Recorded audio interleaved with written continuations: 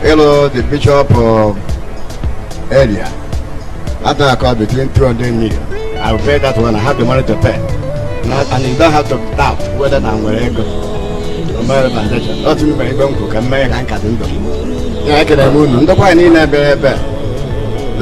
The point in a the buy a lemon, the baeta, Tonumana, then when a video for Masara Ato, then talk here.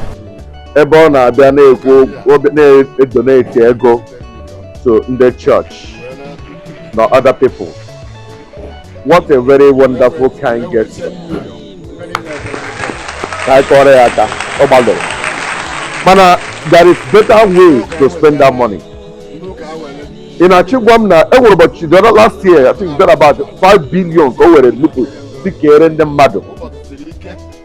The other day, after billions,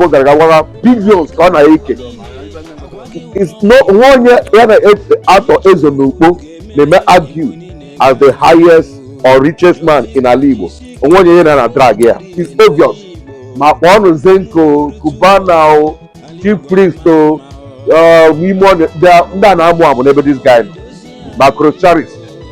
Mana ato ezenokpo, your presence added the well set na Igbo. I'm sorry, but that is what I feel.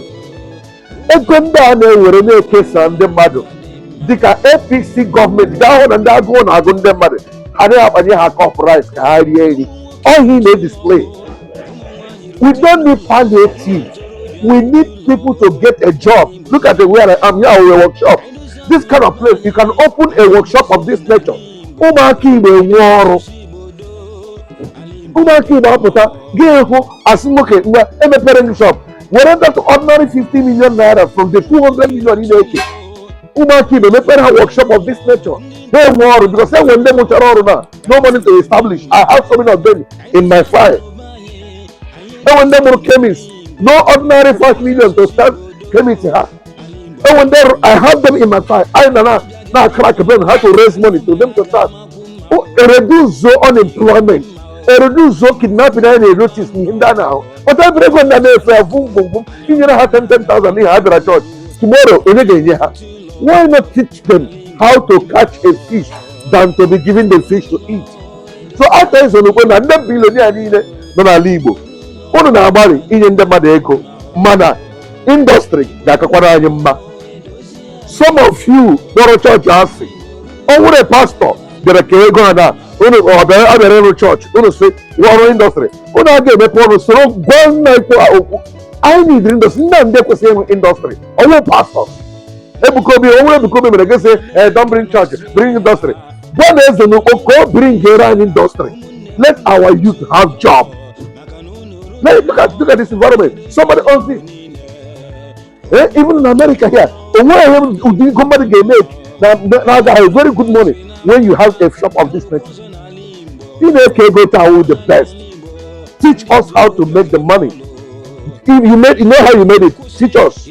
Stop giving us the money. Because so Sarah and me go to Ato, but I'm the big man in it.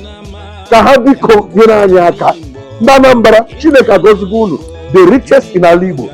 We need more industries. I beg in the name of God. All we hear the compare the Igbo ruler.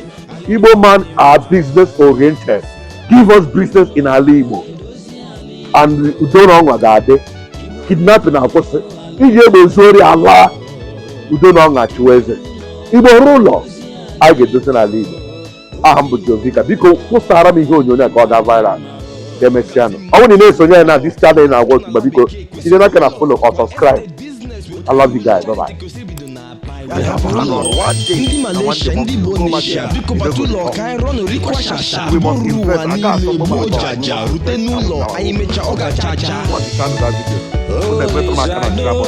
Biko, metụ aka na chiamata ka ụmụ Igbo ọbụla nọ na Togo wee nwee ike gaga ụgbọrọ so